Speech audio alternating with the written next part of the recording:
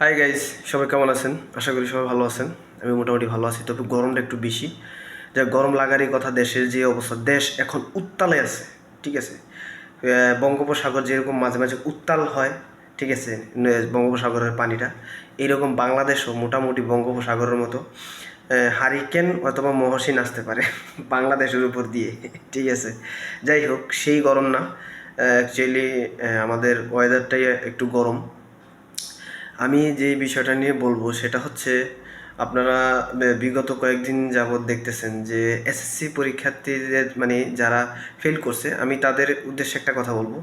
Fail pass, ঠিক আছে, fail আর পাসটা এটা হচ্ছে আপনার মানুষের জীবনে, এটা হবেই, উত্থান পতন ওই দুইটা মানে দুইটা জিনিস নিয়েই হয়, ভালো মন্দ। যাই হোক, যারা ফেল করছে আমি তাদেরকে বলবো না যে মন খারাপ বা এটা নিয়ে কোনো চিন্তা করার কোনো বিষয় না, সামনের বছর আবার পরীক্ষা দিবেন। বা যারা চ্যালেঞ্জ করছে, সেটা আমি আশা করব যারা জেনুইন মানে লিখছেন খাতার মধ্যে 100% পাস করবেন, সেটা কোনো বিষয়। কিন্তু একটা জিনিস দেখলাম যে শিক্ষার্থী না শিক্ষক টিকটকার, এই প্রশ্নটা যারা করতেছেন বা বলতেছে, আমি তাদের বলবো, আপনারা কি উগান্ডা থাকেন? বাংলাদেশ থাকেন না? বাংলাদেশে বেডা বুড়ি থেকে মানে ফুরি ফুরি বলতে মানে একবারে অল্প বয়সে, মনে হয় 2-3 বছরের বাচ্চারাও টিকটক চালায়। এ জায়গায় এইটা কোন প্রশ্ন যে শিক্ষক না শিক্ষার্থী টিকটকার?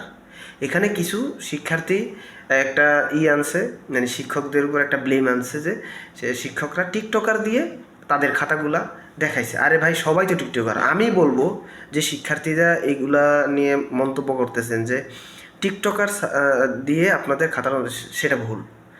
যদি আপনি জেনুইন লিখে থাকেন, মনে করেন দুর্ভাগ্যবশত আপনার ফেল আসছে, আমি বলবো ঠিক আছে, আপনার খাতাটা যেই স্যারের কাছে ছিল, ওই স্যার 100% মনে করেন ঘুম থেকে উঠেই আগে, রাত্রে অথবা ঘুম থেকে উঠেই আগে বউয়ের সাথে ঝগড়া করছে। আমি একটা কথা বলবো শিক্ষকদের উদ্দেশ্যে, স্যার আপনারা যারা এসএসসি বা ইন্টারমিডিয়েট যাই হোক, যেই মানে যেগুলো বোর্ড ফাইনাল পরীক্ষা, বোর্ড পরীক্ষা, যে যারা এই খাতাগুলো দেখেন, দয়া কইরা মানে ম্যাডামের সাথে ঝগড়া কইরা, মানে আপনার ওয়াইফের সাথে ঝগড়া কইরা তারপর সাথে সাথে এই খাতাগুলো দেখেন না। তাহলে অনেকের এগুলো সমস্যা হয়। আমার জীবনে এরকম একটা কালো অধ্যায় গেছে 2015 সালে।